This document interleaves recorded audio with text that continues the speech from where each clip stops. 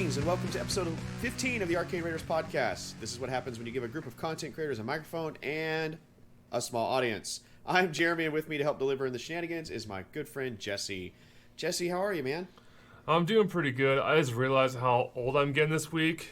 How are you doing yourself, Jeremy? The same thing, man. I think I hurt my back again, for the first time ever. And I'm like, is this what getting old feels like? Because I'm... Get the walker. Here we are. Yeah, like even earlier I was sat down to play some video games. I was like, my back hurts too much to even play video games. It's weird. I guess it's life, Speaking of being old, I finally watched I gotta say it now. The Mandalorian? Mandalorian, that's right. Yes. The food processor, yeah. Yeah. Oh my god, that show is amazing. Yeah, without too many spoilers, I think the show's fantastic. I think the Mandalorian himself is awesome. I think the people around him are awesome. I think the music is so good. And it's a modern Western, and I think it's fantastic. It's so good. I can't wait for more. I just watched the third episode last night, so I'm really excited.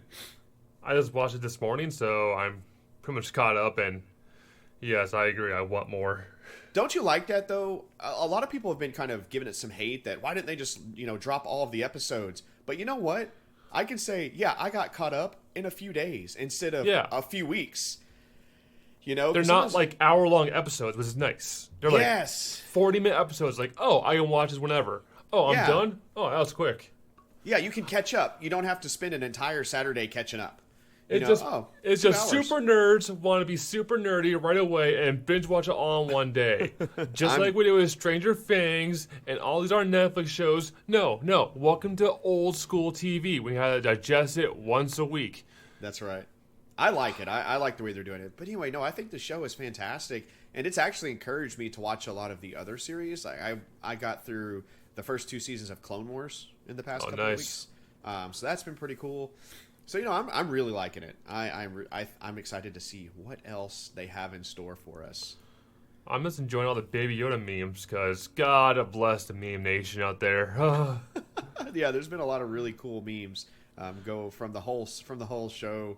But be careful if you're watching the memes because there's quite a few spoilers going out there if you haven't seen it yet. If you haven't seen it, take 3 hours out of your day if you have Disney Plus or access to Disney Plus and check it out. Or find someone with access to Disney Plus and leech off them because, free hookup, or just invite them over and y'all have some food and What do you mean invite over? No, you don't invite them over. You just go over there. You somehow get their password. Like I got the key, and you walk the fuck out. Like it's a boss in a video game level. You have to go get their password out of them and login information, and then you stealth mission it. You hide behind a couch somewhere. And watch them wait type like it in. 6 hours. Yeah, so that's been really big in the news this week, and actually for the past couple weeks. And speaking of news, every week we like to take a look at the news going on in our video game world with Jesse. So now it's time for some Arcade Raider news. The AR news, guys. Let's take a look at the news this week. Well, guys, it's time for the Game Awards. Now, those of you that don't know, this is comprised of 80 media influencers influencing the votes, such as PC Gamer, Polygon, What's Good Games, and many others. Also, hey, us normal people get a choice in the votes. Looks like this year, Control, Death Stranding, Resident Evil 2, and Sakurai got a lot of nods this year, but let's look at each few of the categories. For Game of the Year, we have Control, Death Stranding, Resident Evil 2, Sakurai, Devil Shadows Die Twice, Super Smash Bros. Ultimate, and The Outer Worlds. For Indie Game of the Year, we got Disco Asylum, Grease, My Friend Pedro, Outer Wilds, I was going to say Outer Worlds there, my bad, sorry, Slay the Spire, and Untitled Goose Game. And for RPG of the Year, Disco Asylum, Final Fantasy XIV, Kingdom Hearts 3, Monster Hunter Worlds, Iceborne, and The Outer Worlds. The awards will be December 12th, so prepare for us to cover our thoughts and opinions about that show. But can I say one thing? Can I say one for the nominees this year? You can say several things, Jesse. Why the frick is goddamn Death Stranding on there? Why? Why is the walking sim of carrying many bags up the flight of stairs on that list?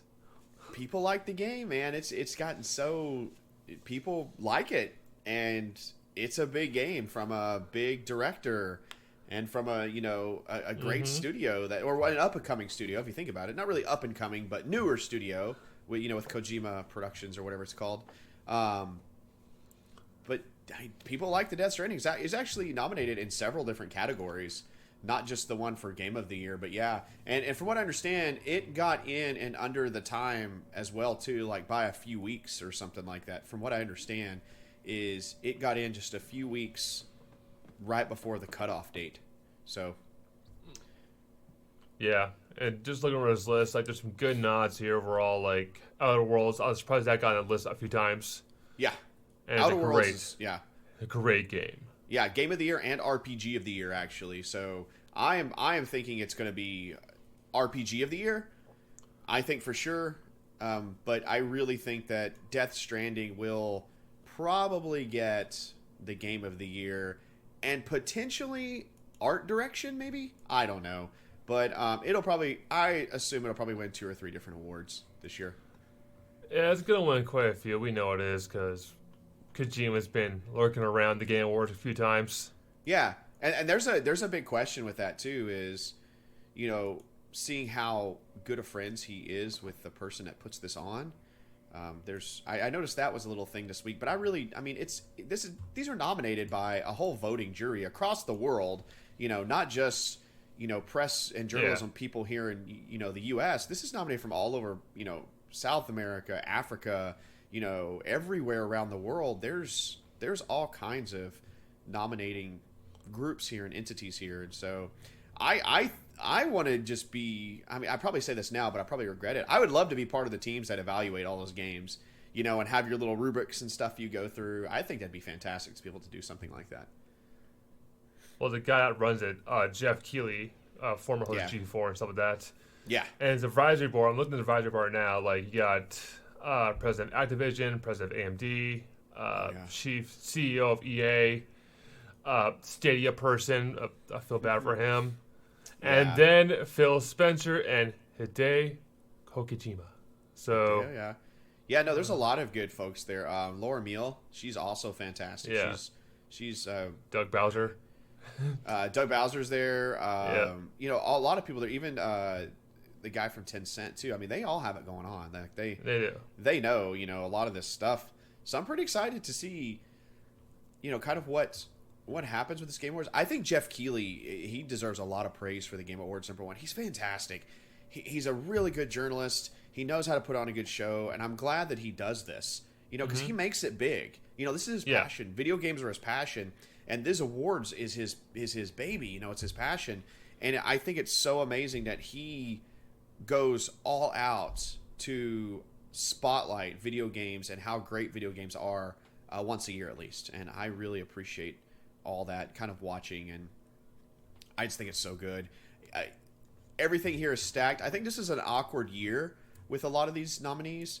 Next year, of course, we're going to have Cyberpunk, Final Fantasy VII Remake, The Last of Us 2. A lot more Pokemon and Star Wars. Oh, boy. Or even Animal Crossing is going to be out there, next year. Yeah, I'll be honest, that's not going to win any awards. That might win Family Game of the Year, but it won't win. If it does, I'll be shocked. But it's a big game. It's a very popular game. But Pokemon came out this year, so that's going to be next year's thing. So that's going to knock out Animal Crossing.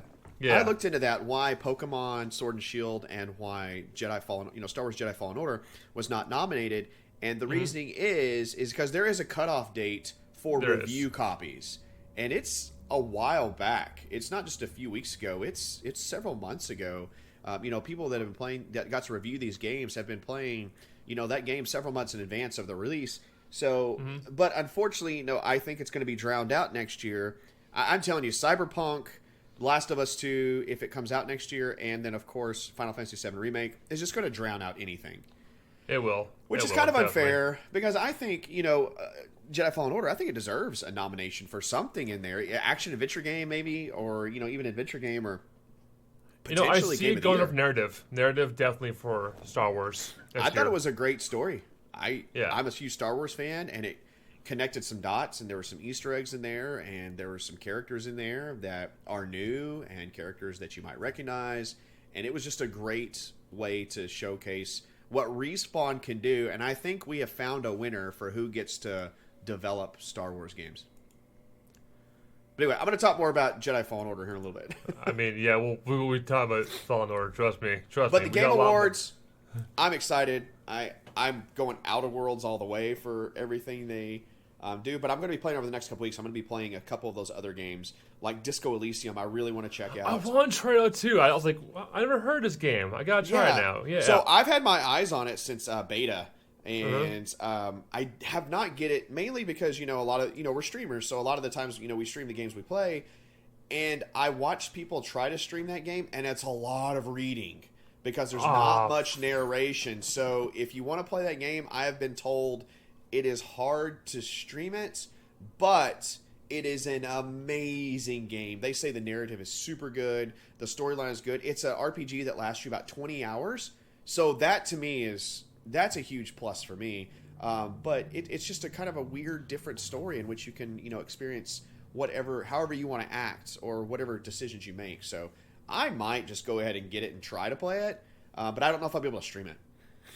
I can I say one thing about this whole award thing? Why the frick is Fortnite on there? Why is it or isn't it? Is it? It's still in beta. It's still in beta. I'm sorry, guys. Yeah. I'm sorry. You're a big Fortnite fan. Why is it still on there? It's still in beta, yo. Did it win last year or something? Was it last year? If it won last year, I'll be shocked. Did it win? I thought it was nominated. I know no. It was Red Dead Redemption 2. Oh, yeah, that's right. That won a lot of stuff last year. Same as God of War. Yeah. God of War, Red Dead Redemption 2. It was those. It was those. Ninja, yeah.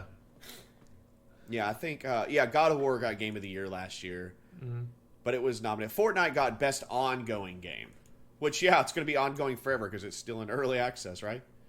I mean, they're still, patching the hell out of that game and also, tweaking everything to make the game new every time you play it. And it's I don't remember guns not working. What the hell? Must be a Fortnite patch. It was just so weird, but yeah.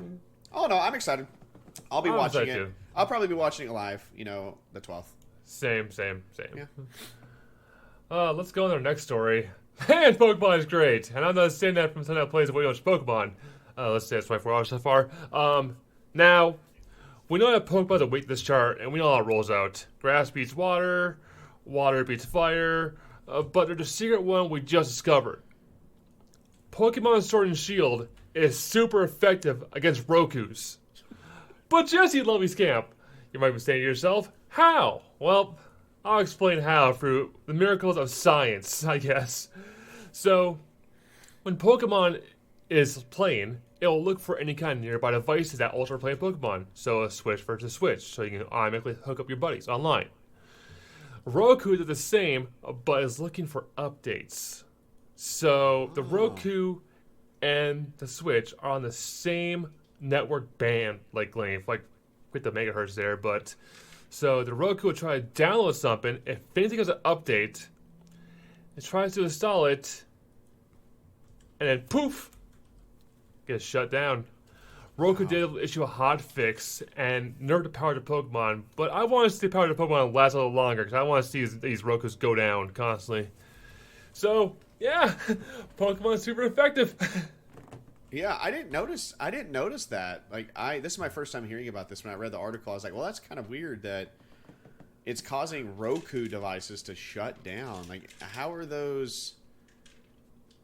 Oh, I see what it says. An incredible fluke, it was on the same, Yeah, and this is from Polygon, from Ryan Gilliam.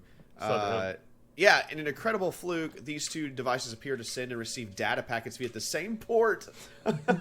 When Pokemon sends data out and the Roku accidentally intercepts it, it causes the streaming device to get confused and shut down. That is awesome. Out of 40,000, I don't even know how many ports there are. I forget the total number. A bunch of my IT people will probably, correct me on this. There's something like 50,000 or something like that. So out of all of those ports Yes. Actually, there's 0 to 65,535 port numbers. And out of all those port numbers, this game somehow triggers that port when it sends packets back and forth. I think it's fantastic.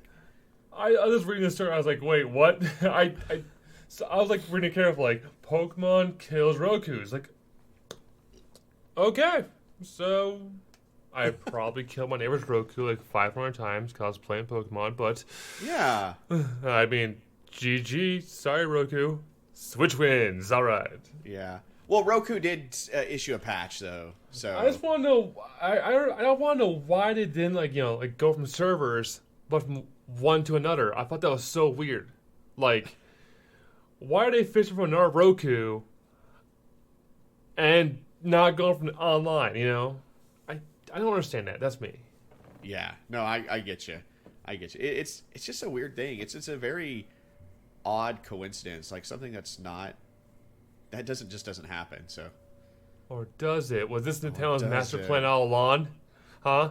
Are they going to release their own streaming service thing, like the little Roku box, but a little Nintendo box that plays Hulu? Oh, wait, that's Switch. Never mind.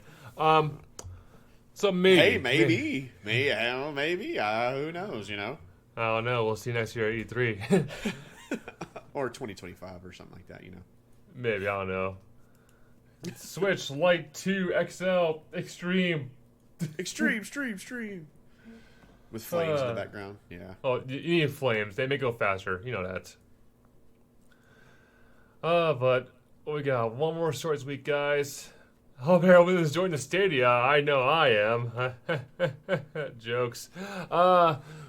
With everyone now getting the streaming service, we gotta wonder who's gonna follow.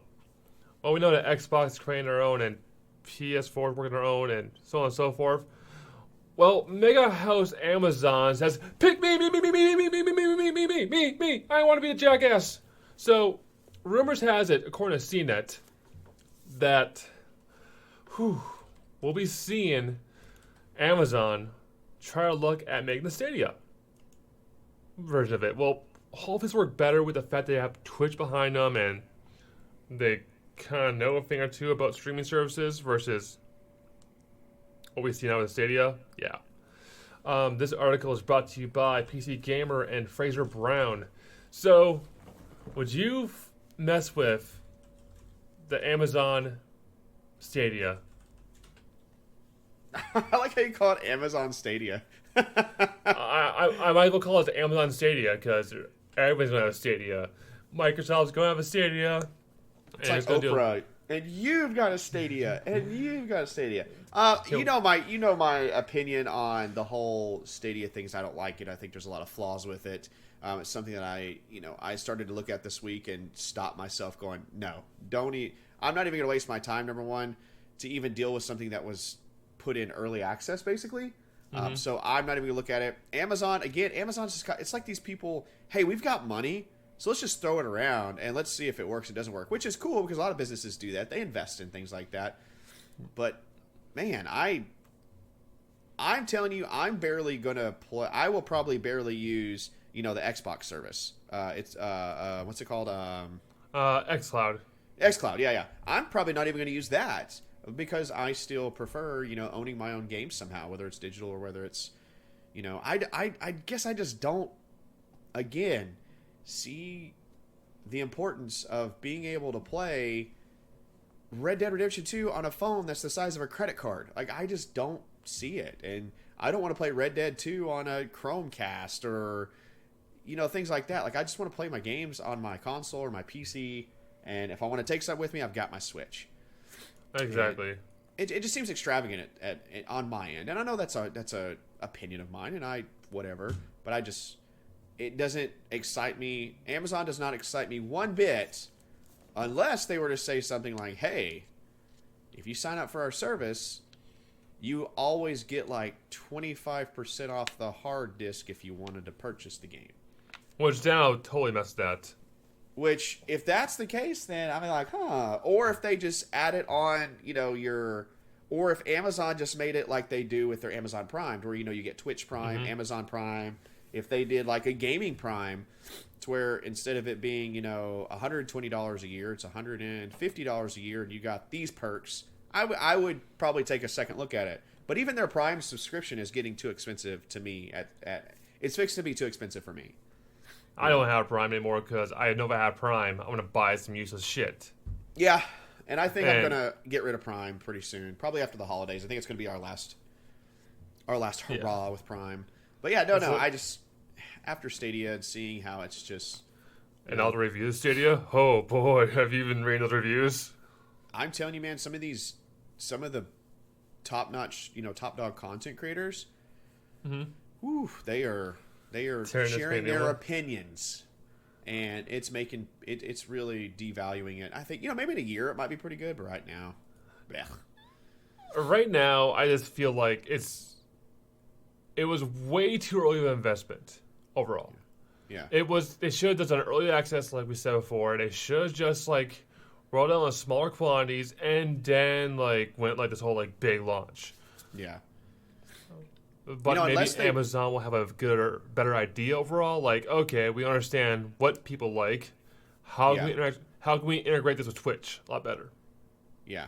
Oh, that's the thing, is how they get integrated with Twitch. I think that's going to be the killer for Google's, because Google, they have YouTube gaming, but it's almost like they're scared to talk about YouTube gaming. They are. Wait, why not somehow put this, embed all this into some sort of YouTube gaming to make it better? And I just don't think so. But, Amazon likes throwing money at Twitch, so maybe there's some sort of, integration that we don't know about. It'll be interesting to see, but still, probably just not for me. I'm not going to mess with it anymore. Just I'm done. I'm done with it. Yeah, for sure. Let's look at the free stuff this week. Guys, only one free thing this week. If you have the Epic Store until the 28th of November, that's right, Thanksgiving, you can get Bad North, which is supposed to be a really good but a hard game. Yeah? Yeah. I don't know. Yeah, it's the end of year, guys, end of year, so prepare for less news and less game releases. It's going to be a really, really rough time, but hey, do this early. That's it for all the news this week, guys. We'll be back next week with more of the news desk. Take care.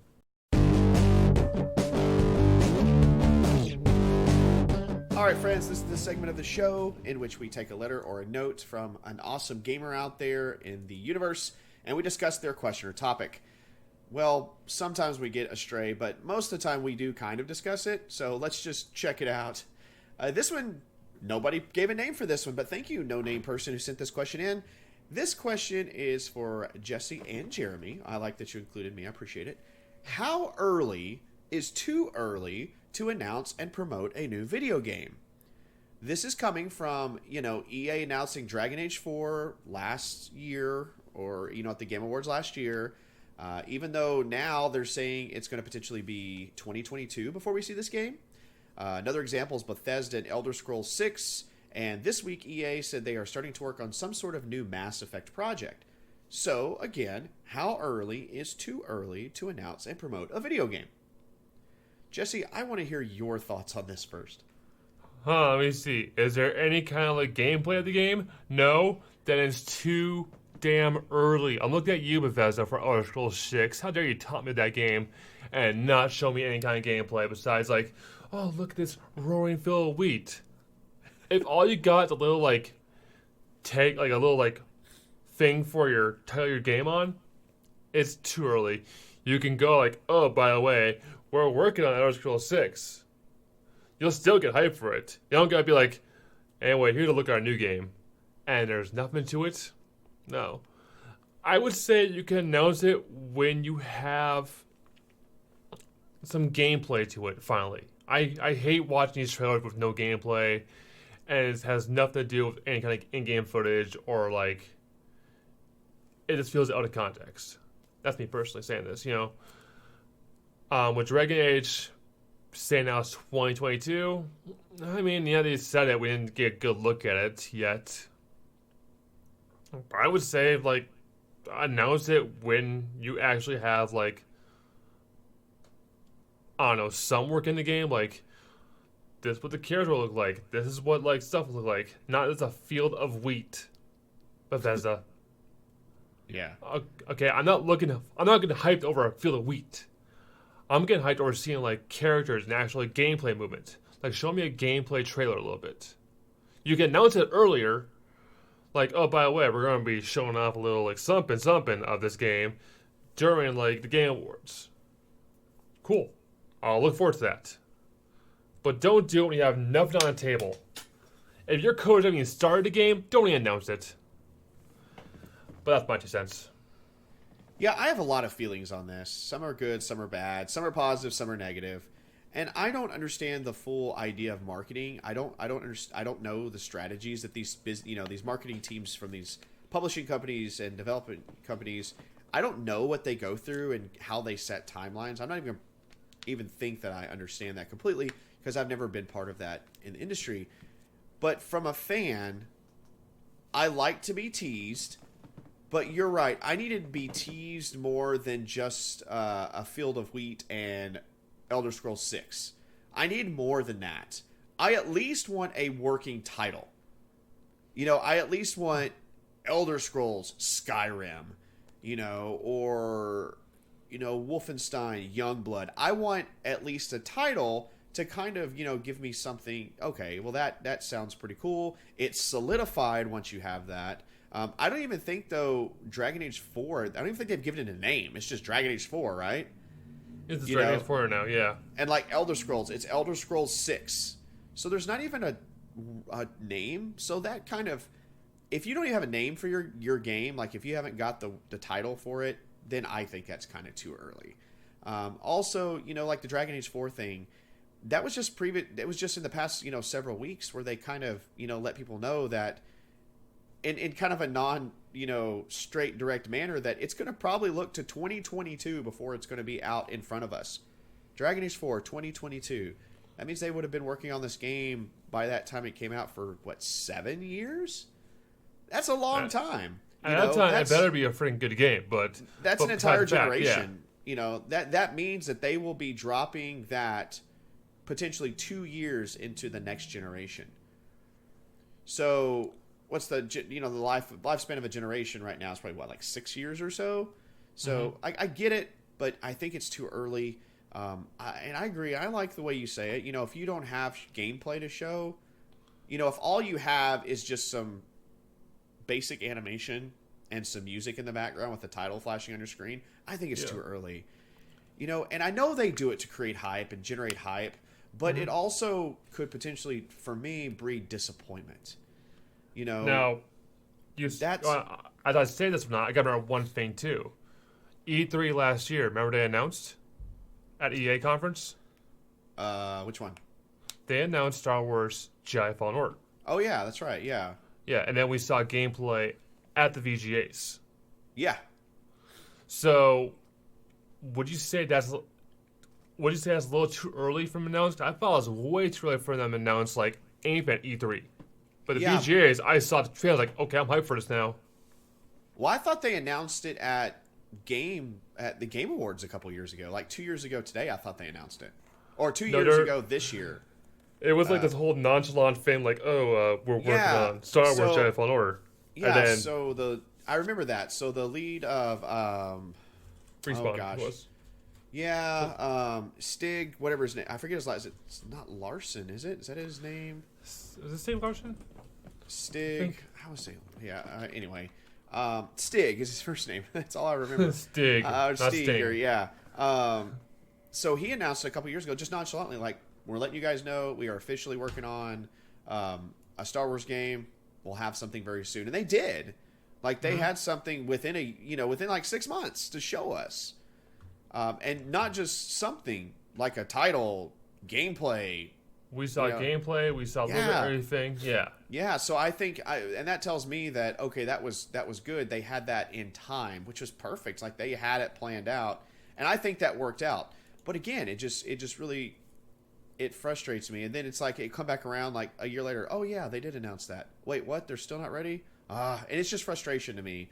Because, I'm a fan of Dragon Age. I love all the way through Inquisition. I think it's fantastic. But, just not to be able to play those games and even see something, it disappoints me in a sense. And it frustrates me a little bit. And then a couple weeks ago, they did the whole thing with EA, and they were like, yes, we're working on a new Mass Effect. Great, fantastic, but wait a minute. What do you mean you're working on a new Mass Effect when you are still all of a sudden switching to Anthem, and you're trying to reboot Anthem, or you're trying to recreate that game and trying to save it, it's on life support. And then, but wait a minute, now you're trying to push Dragon Age 4 back to 2022? Which that starts to, when things start to delay like that, like when, 2022, that makes me think that something's up. Yeah. And then, of course, it as a consumer, it leads me to doubt that, oh man, they don't have a clue what they're doing or want to do with this Dragon Age 4. Then why did they announce it? Exactly. And that's the frustration for me. I think the whole fact that we're being teased. Yeah. And as much as they're called teasers, I just like to see a trailer. Yeah. It's like, yeah, don't give me a little like I'm making like a roast beef, like this whole like roast beef take like 8 hours to make. Like, okay, that's going to tease the frick out of me because I'm like thinking that roast beef all day long. Yeah. And then like when I started seeing the roast beef get brown, I was like, oh, it's gonna be so good. Oh, that when I see gameplay when the roast beef comes brown, you can then tell them what's in the oven. You know? Yeah. Don't be like, oh, I'm gonna make this. Yeah. I think there is a point though. So fairly a time frame, I would think a year out. A year out sounds great versus, I'm going to pull another name here, Kingdom Hearts 3. I think a year out to start giving us the real trailers, and then maybe a year and a half out to start showing us like teasers and letting us kind of start thinking, letting the hype start. But some of these games like 2022, now we're what? They announced Dragon Age 4 at the Game Awards last year, so that'll have been 4 years before we potentially see this game. That's way too early. Like that's, and even Elder Scrolls 6, there's rumor that's not even going to be out till 2021, maybe 2022. And they announced it last year as well. So it's or this year, sorry, at E3, right? Yeah. So 3 years. I just think that's way too long. But I get it. I get they have a plan, and I don't, that's just coming from me as a fan. I'm sure my mind would change if I was actually involved in the marketing and the laying out of the game. But yeah, no, I don't want to be teased anymore. Stop teasing me. Tell me when it's almost fucking ready, okay? Or say, hey, we've been working on this game, and guess what? Tonight at midnight, we're releasing it. That's really cool. That rarely happens. That's going to happen all on the 12th. You know that, right? But I think that's kind of cool, though. No. But no, so that's a good question. I think that's a worthy question of our time and the modern consumer's time for video games is how early is too early to announce and promote a game? And what does that hurt? I guess to them, it never hurts to talk about it too early. But then 4 years rolls around and like, why don't we have a game? Kingdom Hearts? They don't give me sore neck. Why don't we have a game? Obsidian. Things like that. It's so, but I get it. But no, that's a good question. Thank you, person, for writing in and asking us how early is too early to announce a game. We appreciate it. And up next, we have Jesse with... Actually, no, we have both of us. I'm sorry, guys. Hey, we're both doing it. Yay! We're both here. We're both part of this.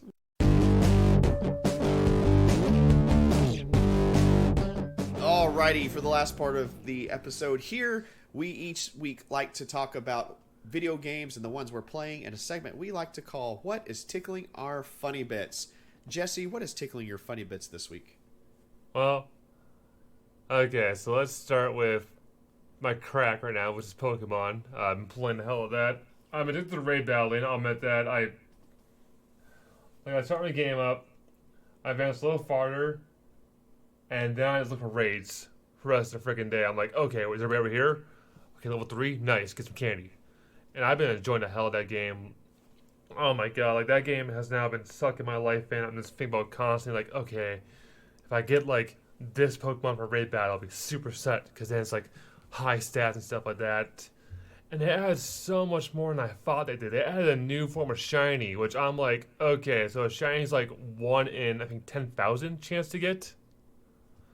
So now there's another form of shiny, or square shiny, so when you put a Pokemon out, you're going to see square particles pop out of the Pokemon. So, yeah, that adds another, like, variety level and also the grind. As well as I finally played Shenmue 3, and there's games that should be stuck back in time because they were better back then. Yeah. Shenmue 3 should have been stuck back there. It's just in our current age of especially in the investigation games, there's nothing really that says, man, this is a good game to me anymore. It's like, man, this game's a time waster, and it's a big time waster. Yeah. And I've been reading reviews about it too. It's better back in a nostalgia trip. I'm like, yeah, it is. But at least they kept the shitty voice acting, so that's always great. As well as I'm playing Star Wars Jedi Fallen Order, and I'll save my time for when you're talking about it, Jeremy. Jeremy, what have you been playing? One game and one game only, and that is Star Wars Jedi Fallen Order. Yes. I wanted to finish it. Every time I would put it down to look at something else, I'd be like, no, go back. Let's just do a little bit more and a little bit more. And I love the game. I thought the game was really good. I am so happy that I think that we have finally found somewhat of the starting of a good formula for new Star Wars games. I'm really hoping EA will let Respawn do some more. I loved it. I would love to see some more content, some more bonus content. The story was great. The visuals were great. The music was super good. I think the character creation was really good. There were some glitchy parts of it. Every now and then you'd find a character, that would spin around once you killed it, or hair was waving kind of funny or something like that. But all in all, I think the game was really good. I want to play more of it. I ended up playing on just the story mode because I wanted to experience the story because I love Star Wars, and I really didn't want to dodge the whole time, and I didn't want to have to develop all those tactics. I did dabble in a little bit higher ranking, and I found it to be a lot more challenging, especially parrying. It was a lot more challenging. But I think it was good. Again, it's probably tied up there for my game of the year with Outer Worlds, and I couldn't stop playing it. I think it took me probably, I'm going to say 20 hours to beat. 22 maybe. But I spent a lot of time actually off stream playing it, and I spent a lot of time exploring. I would just turn on some music and just explore.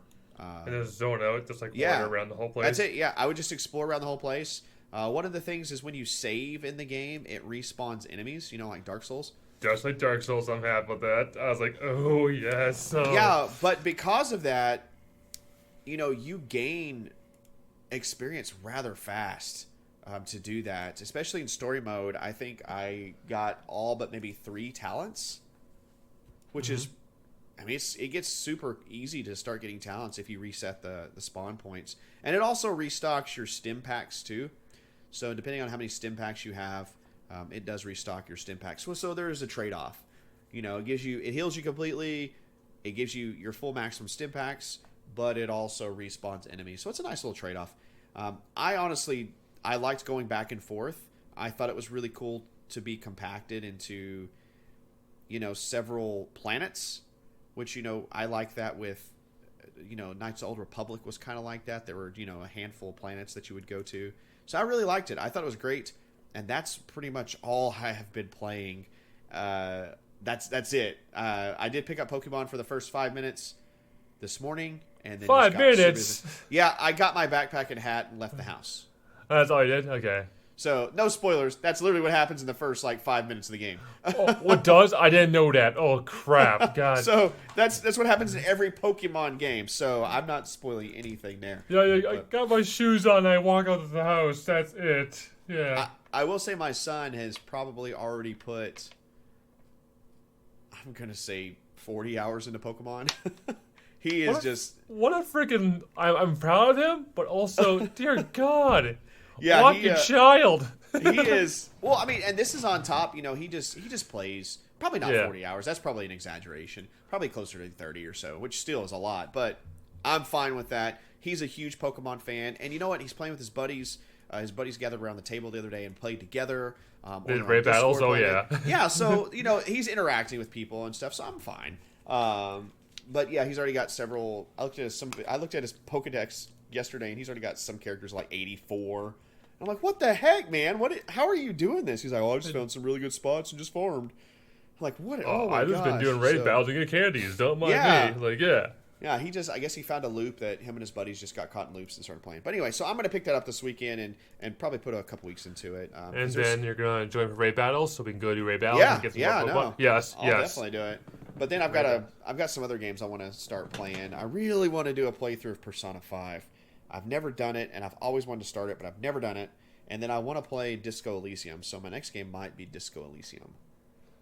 So, I don't know. But yeah, Star Wars Jedi Fallen Order is tickling my funny bits right now. What about game releases for this upcoming week? Oh boy, you want to know the game releases for the week of November 25th? Yes. Let me tell you what's there. Hang on, I get the list. Oh, that's right. There's nothing. There is nothing coming out this week. Nothing. Welcome to our drought. Yeah. It's Christmas. It's Thanksgiving, Christmas, you know. You know what? It's going to be Black Friday. There are going to be good deals everywhere. Pick up a lot of the games currently going to be on sale. I did some research for you guys a little bit. Target's going to have a $30 Switch games deal. So we don't have like a Mario or Zelda. Go there and pick up a few games there. A lot of places are going to have Call of Duty on super sale. Or if you want something really, really shitty, you can definitely pick up WWE 2K20 because I hear there's a glitch fest. So yeah, I mean there's some deals going on. So this week, don't bother getting new games. Stock up on the old ones you don't have yet. This is a great day to fill your backlog. Yeah, complete my backlog. That's going to be mine. Is to kind of complete my backlog for sure. Yeah. Or start like a brand new backlog of 40 more games. Oh yeah. There you go. But yeah, that's all I had for new releases this week. So Whoopi, welcome to the start of the end.